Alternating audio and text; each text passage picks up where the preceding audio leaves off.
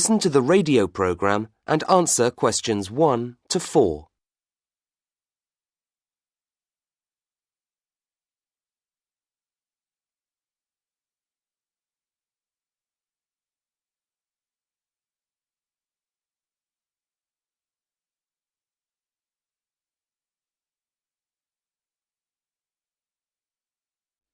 And now, after that old favourite from the Corrs entitled I Never Loved You Anyway, we have Dr. Claire Greenhill to talk to us today about stress in the workplace. Is it getting worse, Dr. Greenhill? I'm not sure whether it's getting worse or just that more people are talking about it. Certainly lots more people are complaining about it. I've just completed a study of 5,000 workers from 20 different countries, and I've taken a multicultural approach to the subject. And what have you found? That broadly speaking, the causes of stress are similar the world over. For example, Ramon from Mexico City says that society measures people by individual success. But he says increasingly work is organized in teams. This means there's a conflict between personal goals and the need to cooperate with one's colleagues. He finds this an acute source of stress, actually. Then there's Kikuko from Osaka, Japan, who says she's under a lot of stress because the company she's worked for 30 years is in difficulties. She says it's because her bosses made a number of bad decisions, but really what worries her most is that she might lose her job. You know, she's in her 50s, and at that age it's not easy to find another one. She says that she also feels overworked, and that's getting her stressed out too. Well, then there's Boris from Odessa in the Ukraine. He puts overwork at the top of his list of stressors. Then there are other factors. Both he and his wife have full-time jobs, so that when they get home, they don't get to relax much either. I guess that's a problem most of us can relate to. We always hear about computers, email and cell phones as things which get people tearing their hair out. Is this true? In many cases, yes. But not as much as you might think. Only 15% of respondents give this as the main cause. Etienne from Quebec, Canada is one, though he also mentions change and the feeling of being a victim of circumstances beyond his control. Other people talk about the amount of work which comes with continual change as being more stressing than new technologies themselves. People feel they lack stability in their working life. But we must remember that in many places it's really lack of new technology that puts people under most pressure. Take Nagwa from Sohag in Egypt, for example.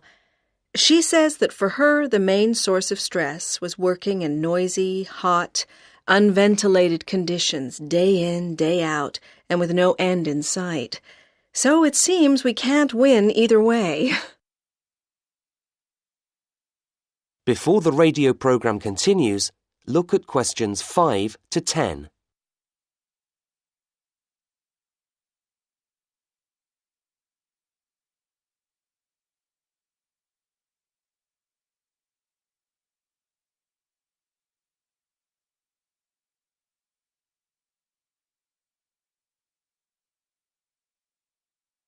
Now listen to the next part of the program and answer questions 5 to 10. So what can we as individuals do to make things easier for ourselves? Well, I've talked to a number of specialists about this, doctors and psychologists, and here are a few suggestions for reducing stress without you having to change your job. First, vary your diet. Fish, pasta, vegetables, fruit, and so on. Try not to live off sandwiches and fast food. A balanced diet, in other words. Also, we tend to drink too much coffee. Caffeine, the drug in coffee, gets us more nervous. So if you want to feel less stressed, drink less coffee. It's tough at first, but you'll notice the difference within just a few days. Finally, take regular exercise. It's a great way of relaxing, and of course it makes you more healthy too. For particular causes of stress, there are various things you can do. If your problem is that you think you've got too much work on your plate, what you probably need to do is manage time better. You have to learn to deal with the things which are really vital. Don't waste time on trivialities. There are courses to help you with this. If you are worried about unemployment, make plans so that if it happens, you are ready for it. Do things like set money aside and update your CV so it's attractive to new employers. As for new technologies, do training courses so that you feel at home with them and so that you don't feel frightened of them. So in the end, the best way to deal with stress is for you to take control of your life and not allow yourself to be a victim of circumstances. Thank you, Dr. Claire Greenhill, on fighting stress. And just when you thought you could relax, here's Dolly Parton working 9 to 5.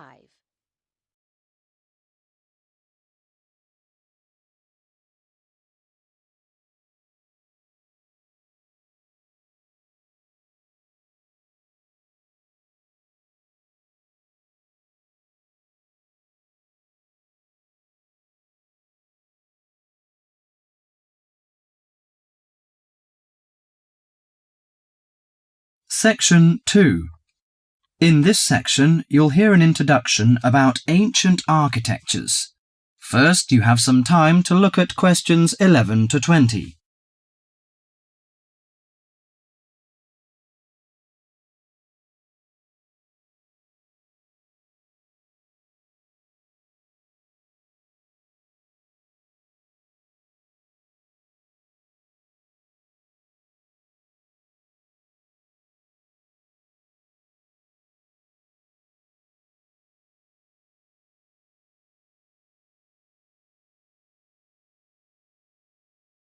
Now listen carefully to the tape and answer questions 11 to 20. The architecture of the ancients often reflects the ideas and beliefs of that time. Some of the ancient structures can give us a glimpse into the minds of the people who built them. Now, Professor Francis is going to talk to us about ancient architecture. No story is more interesting or impressive than the story of architecture, and in particular the activities of human beings in the art of building. Let's have a look at this in some detail. Did you ever visit the pyramids? Look at this picture, please. The pyramids in Egypt are true wonders of the ancient world. Khufu's pyramid is a stunning 138-metre-high mass of 2.3 million stones, each weighing about 2.5 tons. It was built to geometrical perfection over 4,500 years ago, with simple stone and copper tools. It was so far advanced that some have suggested it was designed by aliens. Actually, there is an astronomical significance to the perfect precision of the pyramids. By using two stars that circle the sky polar point, Egyptian astronomers were able to arrange the pyramids due north. This was done because they believed the king's afterlife and the stars were closely related. They believed their pharaoh, that is, their king, had been transformed into another living being, a light in the sky in contrast to the darkness of death. OK, now let's look at another picture. On this picture is Athens' ancient Parthenon. It is an immense columned temple, built almost entirely of marble. Athens' ancient Parthenon is a perfect model of classic Greek architecture. It was built to honour Athena, the goddess of wisdom. Therefore, it includes the ideals of logic and reason in its design. Built in the 5th century BC, the Parthenon is made up of almost 140 columns. The Greeks associated the columns with the virtues of a human being: strong, orderly, proud, and beautiful. The height and width of the Parthenon are designed with the rational logic of geometry. The upper diameter of each column is a bit narrower than its base. It bulges slightly in the middle and slants inward. This kind of optical illusion makes the columns appear more graceful and thus more beautiful. The Parthenon also symbolizes democracy. Each column supports the entire structure, just as each person contributes to the government. It symbolizes that Athens' government is democratic. Finally, I am going to introduce the Roman Colosseum, a large oval structure for public sports events, entertainment, or assemblies. The Roman Colosseum displays the practical nature and political thinking of Romans. The Colosseum was built in 80 AD, when, throughout its vast empire, Romans' population and wealth were growing. It was necessary for politicians to entertain the people in return for their support. Gladiators would battle wild animals, and even one another in order to entertain the bloodthirsty crowds. Constructed with tons of marble, the Colosseum stood 48 meters high. It has the capacity to hold up to 50,000 spectators. Spectators sat on the lower 3 levels, surrounded by towering roofed passageways. On hot days, a cover suspended from the top story provided shade from the sun. Ancient architecture gives us a sense of the different societies that build these amazing monuments. Through it, we can imagine what life was like when those civilizations were flourishing. That is the end of section 2.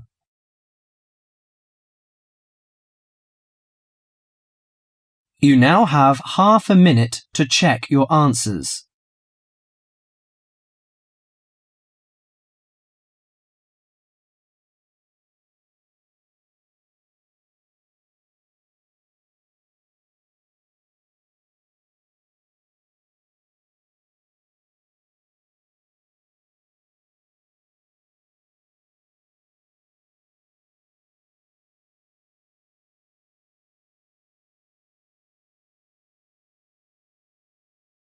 Section 3.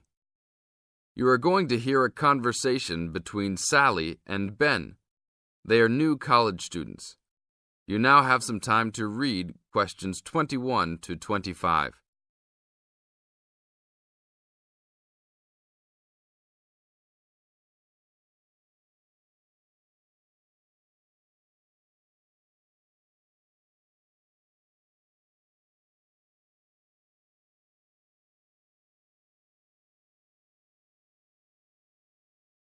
Now, listen to the first part of the conversation and answer questions 21 to 25.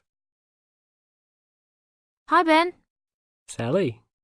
How are you? Fine. I wondered if I'd run into you.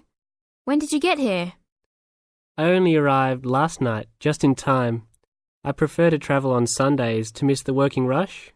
I suppose you arrived in plenty of time. Oh, I've been here for 4 days now, so it must have been Thursday that I arrived.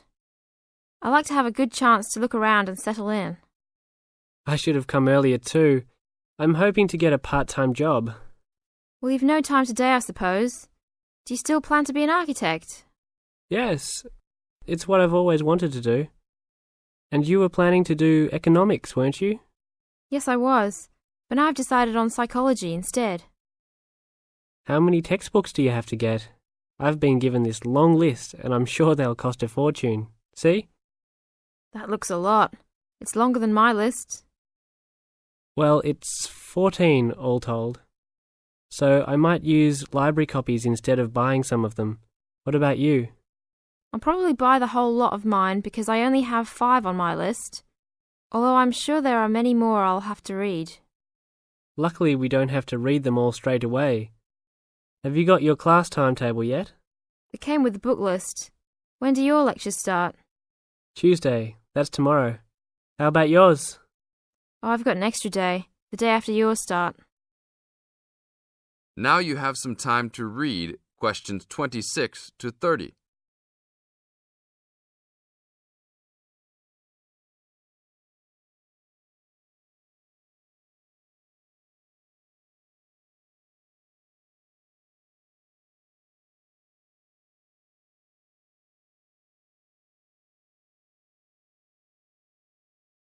As the conversation continues, they are talking about their new college life. Listen carefully and answer questions 26 to 30. It's nothing like school, is it? Not so far, and the lectures will certainly be different. Do you have any special approach for keeping up with lectures and the amount we have to read? Well, I usually try to read every word in a book, in case I miss something important. So I suppose I'll try to write down every word of the lecture if I can. Oh, I couldn't do that. I'd get cramp in my fingers and I wouldn't really hear what was being said. I usually skim a book when I read and underline key parts, so I guess I'll try to make notes on the main points of the lecture. Have you thought of using a cassette recorder? You mean to record the lecture? Yep. Then you could make really good notes. Is it allowed? I think so. It must be. Plenty of people seem to do it. It has to be better than trying to write every word as you listen. Anyway, what's your first lecture about? Oh, it's on the Industrial Revolution. The Industrial Revolution? Sounds boring to me. Not really. It made a big difference to everything, including architecture eventually. So what's your first lecture about? It's about what separates humans from other animals. Okay. Look, I was on my way to the library to check out some of these books on my list. I have a tutorial paper to give in a couple of weeks. Oh, what's the topic? Well, I think our lecturer must have trouble thinking up topics. The topic is, why study architecture? I don't know. It could give you a chance to set out what you want to do. I guess so.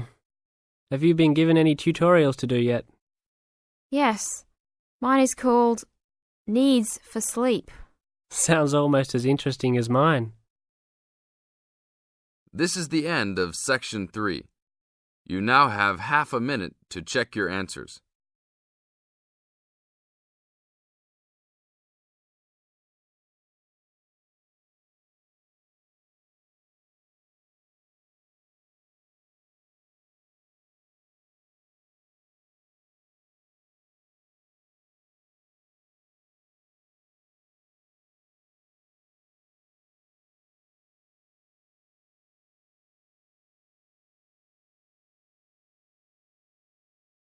Section 4.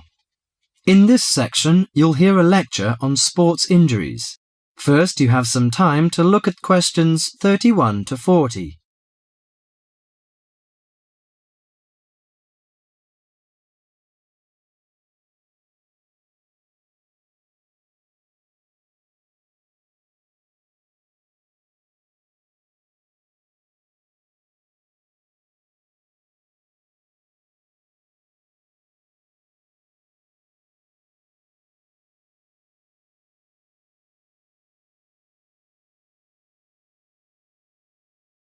Now listen to the lecture carefully and answer questions 31 to 40.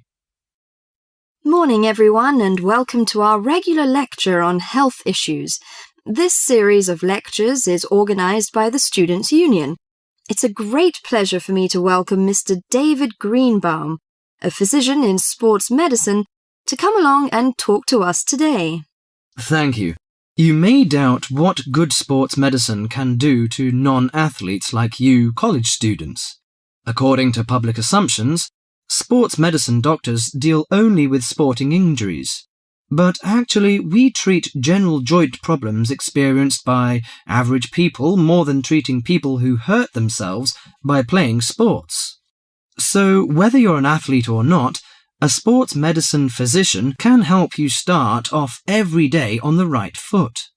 If you are a college athlete or a sporty person, you must stay at the top of your game. But how do you maintain best physical fitness? You should be under the watchful eye of your sports team physician. Sports medicine doctors offer total care treatment, such as customized workouts, immediate care of injuries, and surgery when needed. A sports medicine doctor's training falls within the specialty of orthopedic surgery. As such, it focuses on the cartilage, ligaments, and muscles involved in your body's movement. So, how do injuries happen? Most of us take for granted the intricate interactions of our bones, muscles, and ligaments until they are damaged. When injured, these tissues can degenerate, causing your joints to ache and feel stiff. Even ordinary daily movements such as walking and bending may cause a sports injury through overuse. Furthermore, the normal wear and tear on your body's tissue may become more taxing as you age. To prevent such problems, especially as you begin a fitness exercise, your sports medicine doctor offers total care. This includes X-rays to identify potential trouble spots, Afterwards, he helps you set an exercise routine that fits your body's present condition. Do you know your joints? Your body's most complex structural feature is its joints. Your joints allow you to grasp, twist, sit, and even feed yourself. Repetitive motions, however, may lead to chronic overuse of the soft tissue connecting bones at the joints. This overuse can result in injuries such as tennis elbow or even carpal tunnel syndrome. A more severe type of injury occurs when you lose your balance, thereby putting a joint under abnormal stress. Worse still, you could suffer a bone fracture. When a traumatic injury happens, effective medical care is crucial. Improper treatment of any joint injury can cause permanent loss of flexibility and reoccurring joint pain. As quickly as possible, the doctor applies ice packs to your injury. Ice deters swelling and inflammation, so you feel less pain. After keeping it iced for the first 48 hours after injury, the doctor begins therapeutic exercise of your wounded joint. Recently, a new treatment for degenerating joints has been developed, which is a product called orthokin. The treatment involves combining healing proteins with a sample of the patient's own blood. The injured joint then receives an injection of the mixture. This new technology stimulates our own white blood cells to produce large quantities of protective protein. Our cells make this protein naturally, but not in sufficient amounts to protect the damaged cartilage in our joints. It also has the advantage of convenience and lack of side effects. Here are some suggestions on how to prevent sports injuries. Use appropriate protective equipment. Maintain proper lighting in the training area. Have adequate rest. Avoid alcohol and drugs in order to prevent injuries. Follow a regular fitness training program to improve overall coordination and endurance. Better endurance will absorb pressure and prevent injury. Perform adequate warm-up exercises before training or performance. Avoid performing sports or work when you are sick. Most injuries happen when one is fatigued. Avoid treatment by dubious health practitioners. Use of inappropriate massage, adjustment, and homemade medicine, often with steroids or other non-tested drugs, can cause more damage to the injury. That is the end of section 4.